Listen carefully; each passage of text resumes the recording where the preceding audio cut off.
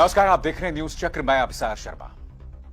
आज मैं नाराज हूं क्योंकि सिंघू बॉर्डर पर राजवीर नाम के किसान ने आत्महत्या कर ली। राजवीर ने क्या कहा, उसके एक एक शब्द को आपको सुनना चाहिए दोस्तों। मगर उससे पहले मैं एक सवाल पूछना चाहता हूं। उस राजवीर ने आत्महत्या कर ली, ये टिके हुए पालतू न्यूज चैनल्स ने क्या राजवीर की खबर आप तक पहुंचाई? उसने क्या क्या कहा दोस्तों, वो आपको सुनना पड़ेगा। और उससे भी बड़ी बात, क्या अब हुक्मरानों का दिल पसीजेगा? अब ये देखेंगे हमारे दर्द को, हमारे किसानों के दर्द को। 100 दिन गुजर चुके हैं इस आंदोलन को, और इस 100 दिन के अंदर कुछ आंकड़े बता रहे हैं कि अब तक 300 किसानों की मौत हो चुकी है। जहां तक मैं जानता हूं, यह आंकड़ा 200 किसानों का है। मगर आप देख रहे हैं हर रोज 2 लाशें अपने घरों पर जा रही हैं, और ये हमारे किसान हैं, ये हमारे अन्नदाता हैं। आज मैं आपको बताना चाहता हूं राजवीर ने क्या कहा, और राजवीर ने प्रधानमंत्री नरेंद्र मोदी से क्या कहा। क्या सुनेंगे मोदी जी? आपकी स्क्रीन पर। मोदी जी, मान लो मरने वाले की आखिरी इच्छा पूरी की जाती है, और मेरी आखिरी इच्छा है कि 3 काले कृषि कानून वापस लिए जाएं और किसान को खुशी खुशी घर वापस भेज दो। भाई बलराज कुंडू और दीपेंद्र सिंह हुड्डा किसानों की लड़ाई लड़ रहे हैं, और मैं इनका बहुत बड़ा फैन हूं। एमएसपी की गारंटी और 3 काले कानूनों को वापस करके ही घर वापस जाना। भाइयों, मुझसे कोई भूल चूक हुई हो तो माफ करना।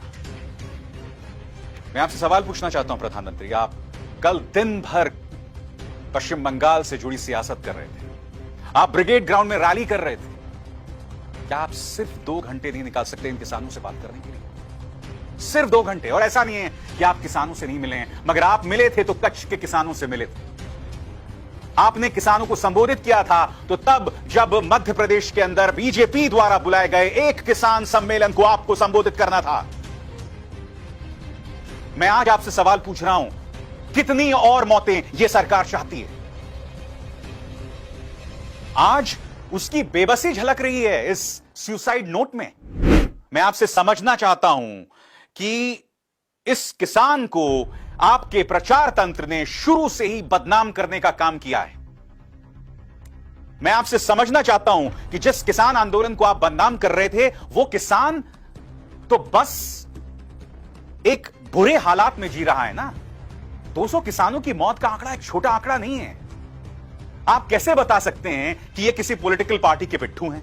आप कैसे कह सकते हैं कि ये किसान जो हैं वो गरीब किसान नहीं है, और गरीब किसान और जो असली किसान है देश का, वो इनके साथ नहीं है?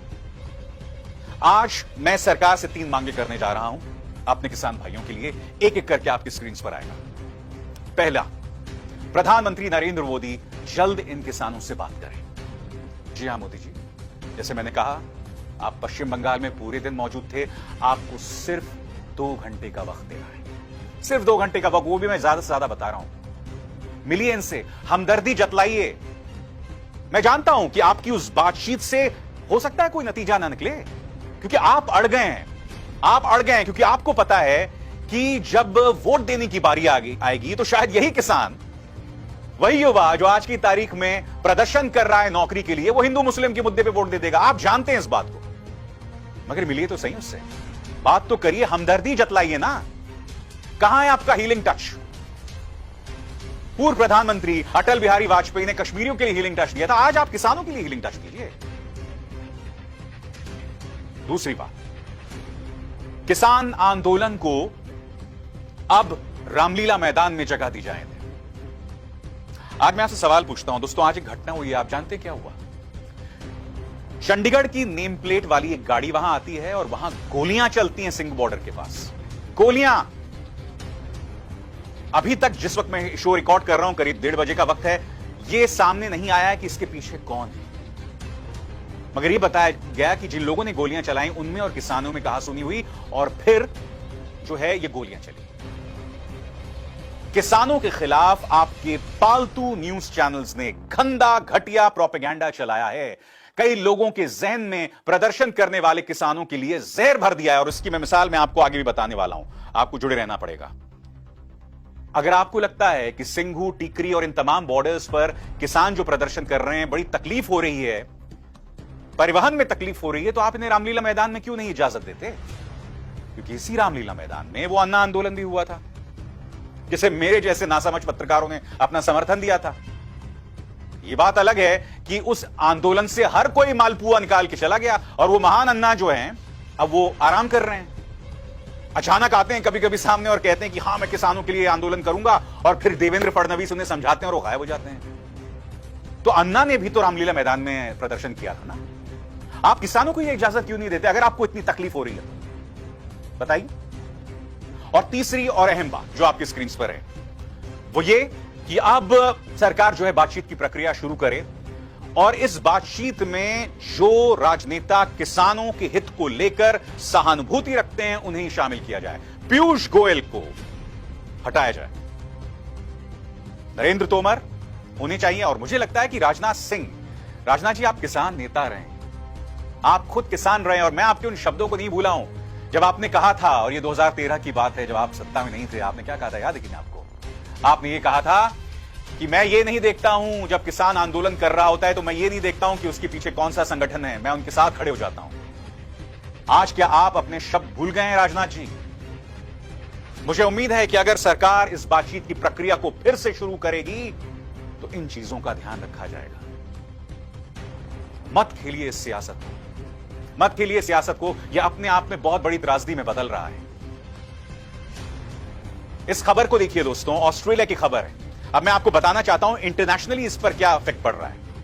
इस खबर को देखिए, ऑस्ट्रेलिया के अंदर कुछ सिख जो हैं जो कि किसान का आंदोलन का समर्थन कर रहे थे, उन पर हमला किया कुछ लोगों ने जो बीजेपी समर्थक है। यानी कि देश तो भूल जाओ, जहर इतना भर दिया गया है, जहर इतना भर दिया गया है कि विदेश तक में जो किसानों के पक्ष में आंदोलन करे या उनके समर्थन में अपनी बात कहे, इस तरह से हिंसा का इस्तेमाल किया जाता है।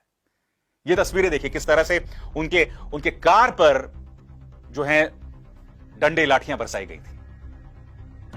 ये कहां का लोकतंत्र है और ये कहां की इंसानियत है, मैं आपसे जानना चाहता हूं। टाइम मैगजीन के पहले पन्ने पर, मुख्य पृष्ठ पर हमारी महिला किसानों की तारीफ करते हुए यह लेख छपा था। मैं आपसे पूछना चाहता हूं, क्या किसी भी मुख्य धारा के न्यूज चैनल ने इस खबर को प्रसारित किया? नहीं किया। इतनी बड़ी बात थी, इन्होंने हमारा सीना जो है वो चौड़ा कर दिया। महिला किसान किस तरह से इस आंदोलन की ताकत हैं, कहां चर्चा हुई बताइए इस बात की मुख्यधारा के न्यूज चैनल। और आज भी जब मैं आपसे बात कर रहा हूं, आज महिला दिवस है दोस्तों, और आज भी उन महिलाओं ने महिला दिवस के मौके पर उन महिला किसानों ने ये तस्वीर पेश की। देखिए इस तस्वीर में।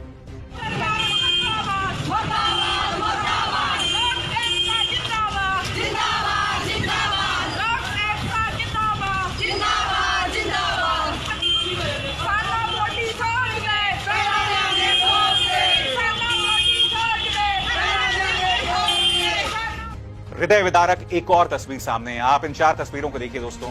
यहां राजवीर किसान अपनी श्रद्धांजलि दे रहे हैं।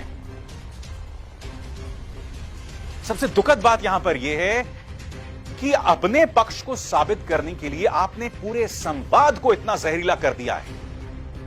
और ऐसा मत सोचिए कि सिर्फ किसान कीमत चुका रहा है। अब मैं आपको एक वीडियो दिखाता हूं, कल जो हुआ है। पेरिस से भारत एक फ्लाइट जा रही थी, उसमें एक बीजेपी का कट्टर समर्थक वो अपने आसपास पंजाबियों को, सिखों को गाली देने लगा और मोदी मोदी करने लगा।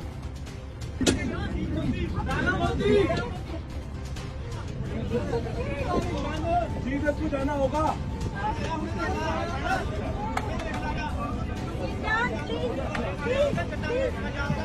पंजाब, पंजाब, मोदी, मेरे मोदी भाई, भी उड़ेगा।